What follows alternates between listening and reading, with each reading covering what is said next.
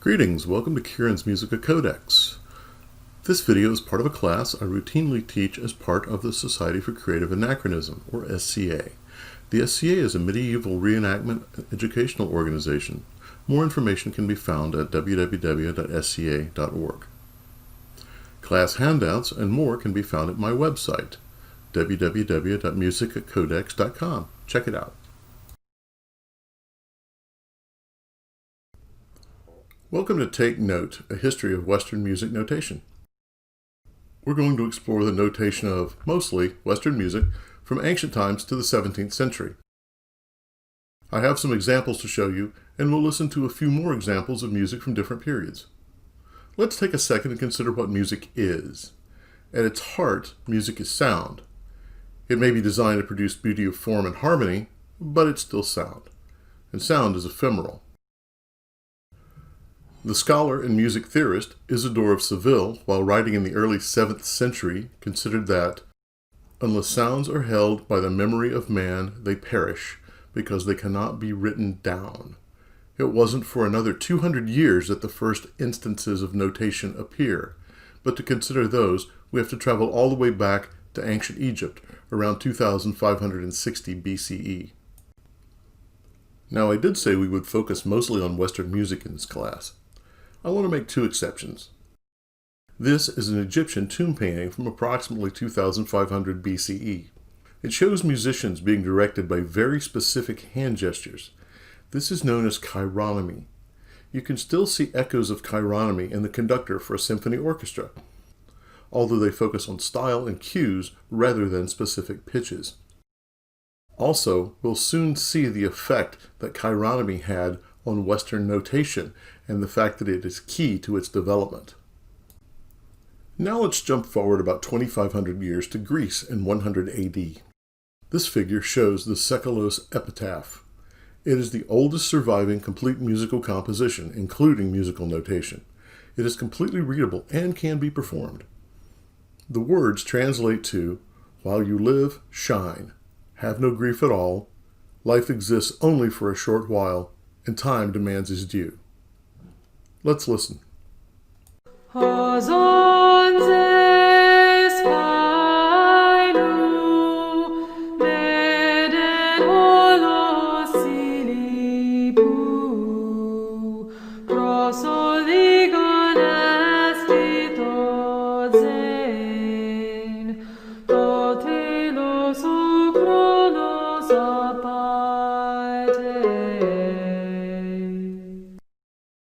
Western musical notation goes silent for the next 900 years or so. As I quoted earlier, Isidore of Seville worries about this in the 7th century, indicating that there was no method for transcribing music. Music was transmitted via oral tradition, and from the records we have, religious music was mostly monophonic plain chant. An example of this is the hymn Te Deum, composed in the 4th century. Pay attention to this, we'll refer back to it a few times. Te Deum laudamus, Te Dominum confiterum, Te eternum Patrem, omnis Theda veneratur. Our first attempts at music notation show up in the mid-900s. See those little squiggles above the words? Those are referred to as neumes and are the forerunner of modern notes. This figure shows an image from the Cantatorum of St. Gall, the earliest complete existing musical manuscript in the world with neume notation. The style became known as St. Gall notation. Here's another example of very early neume notation.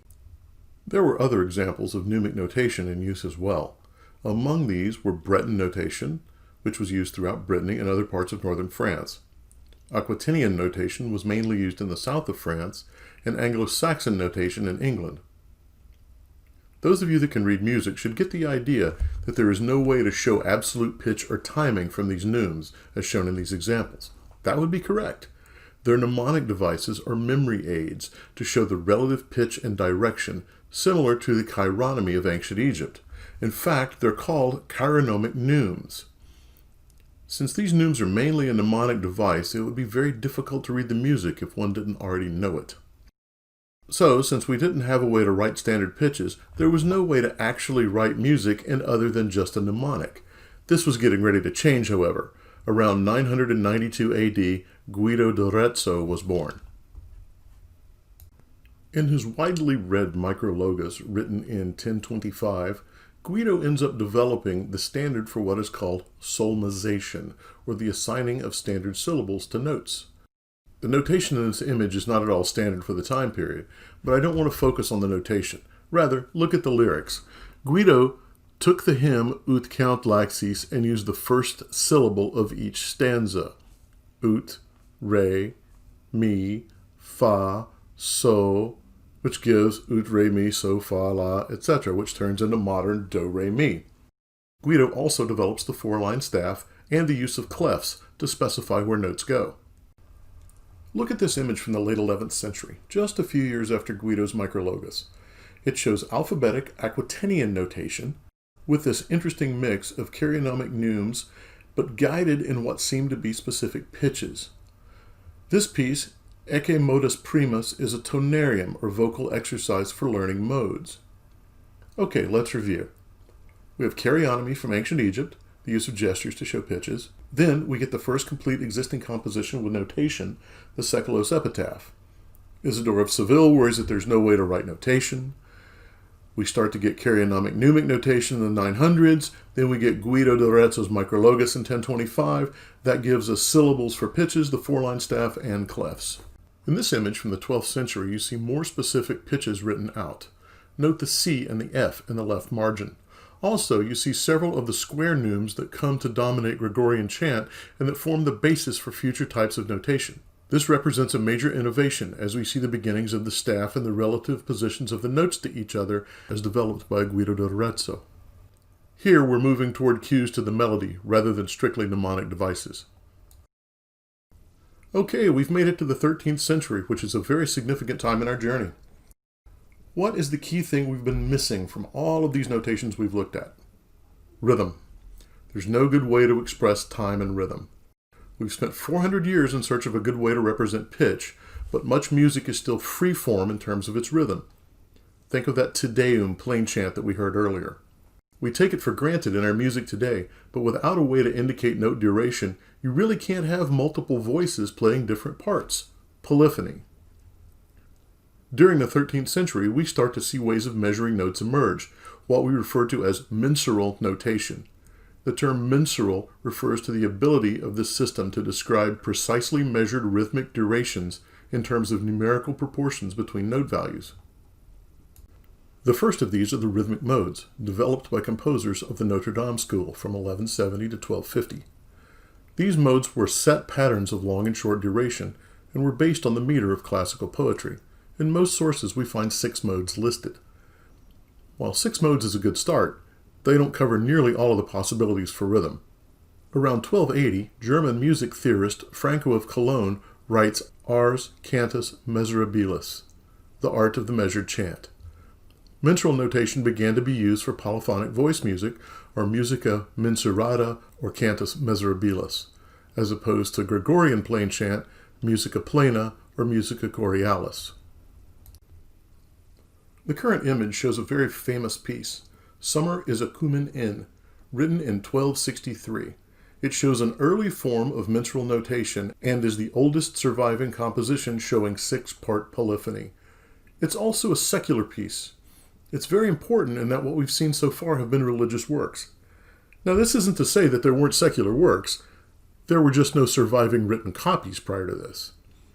You'll note when you listen to this piece that it has a very specific rhythm as opposed to the free-flowing plain chant style that we heard in Te Deum.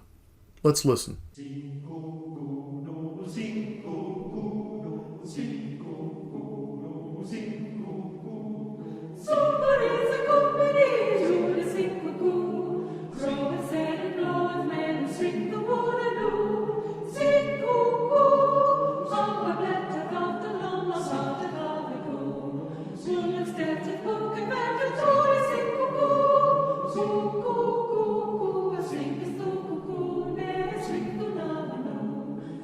With the development of mensural notation, the family tree of music takes a large fork. On one side is musica mensurata, which becomes our current measured rhythmic music. On the other is musica plena, or Gregorian chant. Gregorian chant develops neumes specific to it and remains essentially static to the present day, that is to say, performed without rhythmic notation. The next image shows Graduel Abans from the 14th century hymn book of Turku in Finland, and it is a good example of musica plena from the time period. It's written on multiple lines, shows specific pitches, yet no defined rhythm. As an aside, look at the little notes at the end of each line. They look like check marks. They show the note on the beginning of the next line as a guide to the singer. They're called kustos and existed from the 11th century to about the 18th century. Listen to this example. If you want to follow along, start at the large calligraphic G in the middle of the page. Try to follow the neumes showing the pitches along with the singer.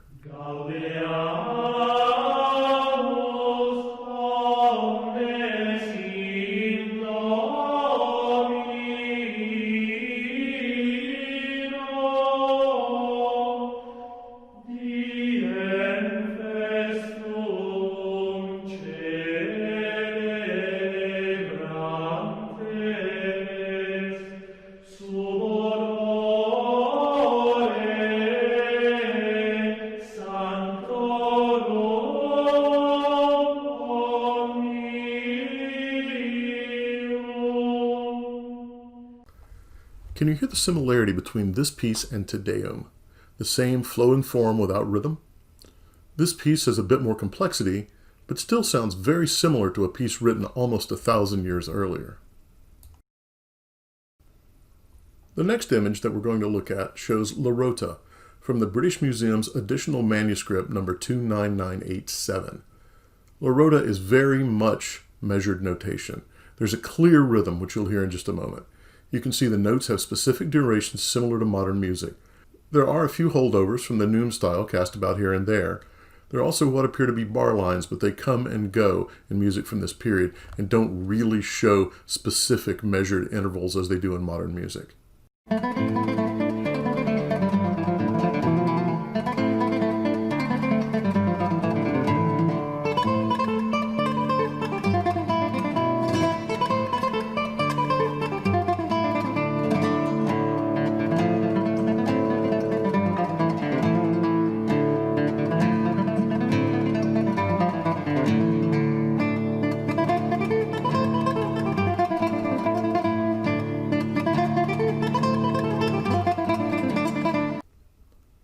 Okay, so the French got a little crazy.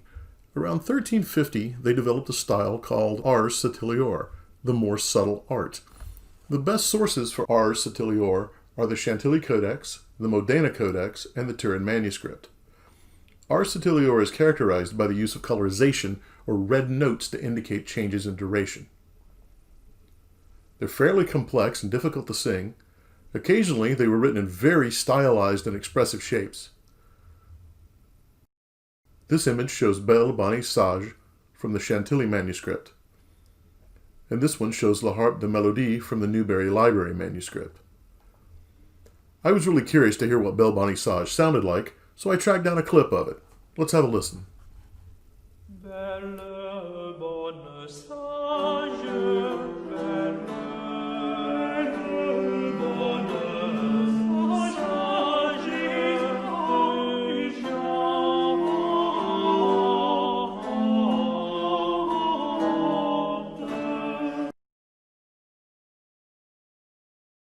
Originally, all notes were written in a filled-in solid form known as black notation or black mensural notation. In the mid-15th century, scribes began to use hollow note shapes, white notation, reserving black shapes for only the smallest note values. There is a theory that this change was motivated by the change from parchment to paper as the most common writing material, being that paper was less suited to holding large dots of ink. By the time we reach the 16th century onward, we've switched back to using black notation, so it may be the case that the ink changed in composition, or the paper changed in composition, or the fact that the theory doesn't hold water at all. This image, Nuper Rosarium Flores, is a nice example of white mensural notation. Let's listen to it. It will sound at times like plain chant, but notice how specific the rhythm is and that there is more than one vocal part.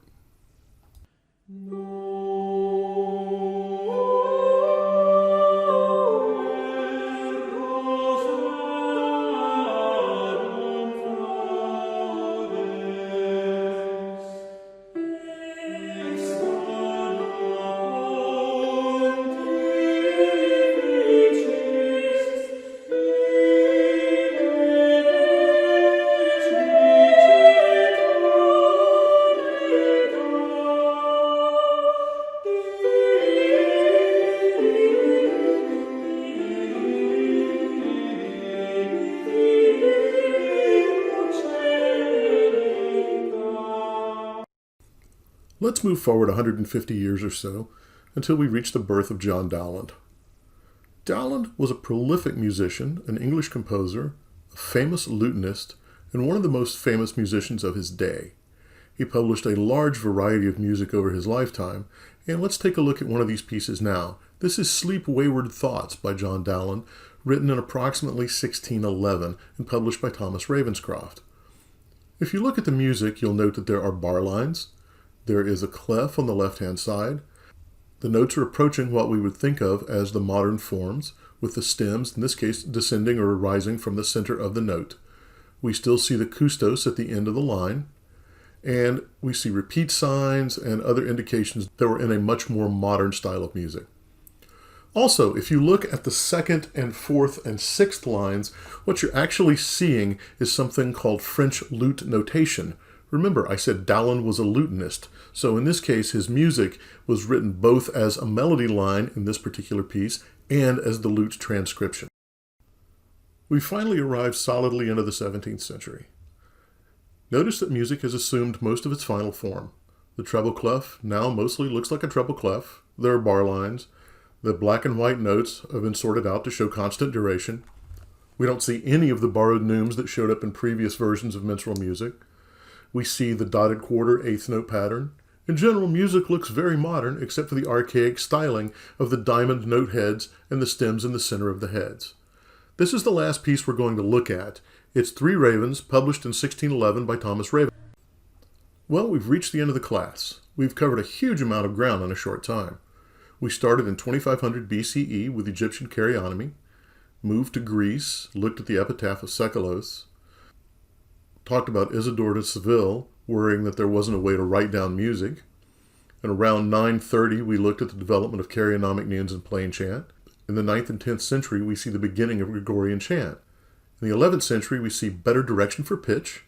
The 12th century, a single line for pitch, and the beginning of square neumes. The 13th century gives us full use of the multiple line staff with neumes. In the late 13th to the mid-14th and 16th century, we see the full development and rise of minstrel notation. In the mid-1300s, we see the little detour into ars satilior, and then by the time we reach the 17th century, we see what looks like much more normal modern notation that would be readable by any modern musician.